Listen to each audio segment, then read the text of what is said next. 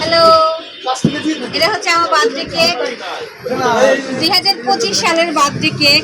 এবং এত সুন্দর কেকটা বানিয়ে দিয়েছি ট্রফি বেকারি। আমি প্রতি বছর ট্রফি বেকারিতে আমি অর্ডার দিই, তো ওনারা একটা খুব সুন্দর কেক বানিয়ে দেয়। এটা হচ্ছে এইবার বার্থডে স্পেশাল, অনেক কাকতালি ভাবে কিন্তু আমার জামার সাথে কালার ম্যাচ হয়ে গেছে।